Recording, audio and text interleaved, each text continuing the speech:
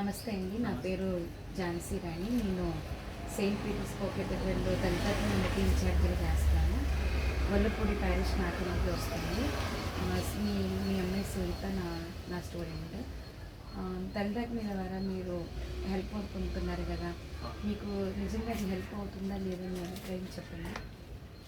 మా పాప అండి సునీత, నా పేరు రమేష్, వాళ్ళ డాడీ అని. మాకు ఈ స్కాలర్షిప్ రావడం వల్ల మాకు చాలా యూస్ఫుల్గా ఉంటుంది. పాప చదువుకోవడానికి, ఫీజు కట్టుకోవడానికి, చేయడానికి బాగానే ఉంది.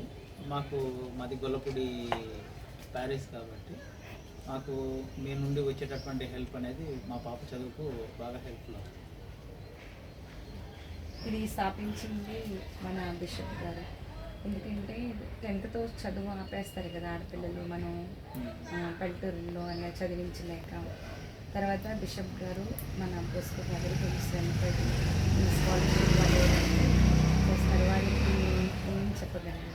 బొస్కో ఫాదర్కు థ్యాంక్స్, బిషప్ గారికి థ్యాంక్స్ అండి. ఎందుకనంటే ఇలాంటి పిల్లలకు అంటే ఒక 10th క్లాస్ తోటి ఆగిపోకుండా ఇంకా ఫ్యూచర్లో ఇంకా మంచి చదువులు చదువుకోవడానికి ఇలాంటి ఎంకరేజ్మెంట్ చేయడం వల్ల ఏంటంటే మాలాంటి పిల్లలు కూడా ఏంటంటే కొంచెం లో క్లాస్లో ఉన్నటువంటి వాళ్ళు అప్పర్ క్లాస్కు వెళ్ళాలి అని అంటే కొంచెము ఫైనాన్షియల్ ప్రాబ్లమ్స్ కాబట్టి దానివల్ల ఏంటంటే ఈ విధమైనటువంటి హెల్ప్ వల్ల ఏంటంటే వీళ్ళకు స్కాలర్షిప్స్ ఇవన్నీ అందించడం వల్ల పాపకు యూజ్ అవుతుంది. కాబట్టి పై చదువులు చదువుకోవడానికి మాకు ప్రాబ్లం లేకుండా హెల్ప్ఫుల్ అవుతుంది. కాబట్టి బిషప్ గారికి కృతజ్ఞతలు అండి.